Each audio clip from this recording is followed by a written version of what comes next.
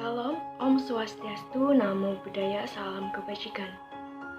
Kita ketahui bahwa Pulau Bali merupakan kawasan yang sangat terkenal pariwisatanya yang kaya akan alam serta budaya.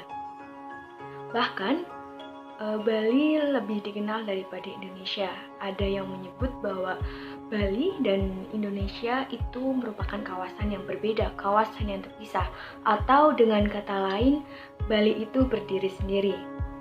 Nah, dengan perkembangan pariwisatanya yang terus maju, maka pengembangan pariwisata pun dilakukan untuk meningkatkan taraf hidup masyarakat Bali.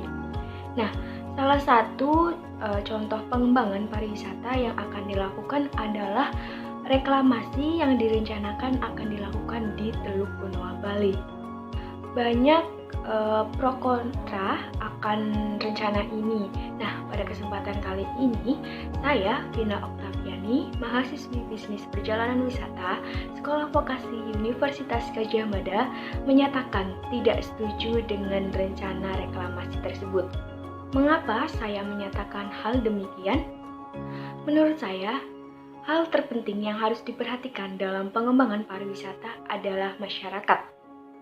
Karena masyarakat sendirilah yang akan menerima dampak secara langsung dari pengembangan pariwisata tersebut.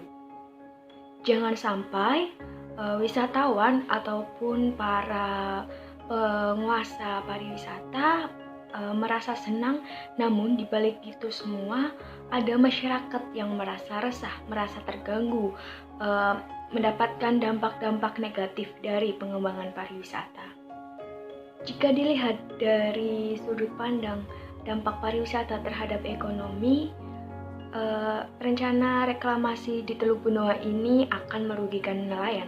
Mengapa? Karena jika dilakukan reklamasi dengan melalui pengurukan, tentunya akan merusak ekosistem laut yang ada, dan hal tersebut berimbas kepada para nelayan yang sangat menggantungkan hidupnya di Teluk Benoa tersebut.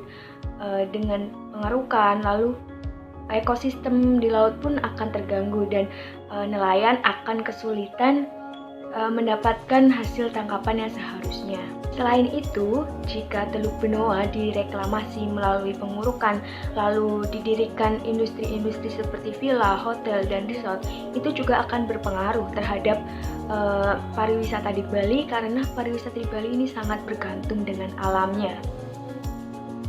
Kemudian untuk dampak lingkungan, diketahui bahwa Teluk Benoa ini merupakan kawasan untuk menampung air-air dari berbagai daerah aliran sungai yang ada. Nah, kalau nantinya akan dilakukan pengurukan untuk pendirian pulau-pulau buatan yang baru, tentunya daya tampung dari Teluk Benoa ini akan berkurang. Lalu akan ditampung di mana air-air tersebut? Malah justru nantinya akan mengakibatkan akan menggenangi dan mengakibatkan banjir di daerah sekitarnya, atau malah bahkan dapat membahayakan pendirian pulau buatan tersebut dari reklamasi itu sendiri. Selain itu, masyarakat Bali pun sudah merasa sumpek, merasa risih, tidak nyaman dengan adanya pariwisata yang sekarang. Lalu jika nanti pariwisata semakin ramai, tentunya masyarakat Bali pun akan sangat merasa resah, merasa terganggu, lalu menerima dampak-dampak negatif yang lainnya dan merasa sangat tidak nyaman dengan lingkungannya. Padahal itu merupakan lingkungan mereka sendiri. Lalu yang terakhir adalah dampak terhadap sosial budaya. Kawasan Teluk Benoa ini telah ditetapkan sebagai kawasan suci oleh Parisada Hindu Dharma Indonesia berdasarkan rapat Majelis Tertinggi Pandita. Dengan begitu, kawasan Teluk Benoa ini dilarang adanya reklamasi atau pengurukan karena kawasan ini dianggap memiliki energi yang suci. Selain itu, di Teluk Benoa juga terdapat banyak pura. Dan pariwisata di Bali ini sangat mengandalkan budayanya. Apabila budaya kepercayaan masyarakat ini diabaikan, maka Bali akan kehilangan budaya dan pariwisatanya.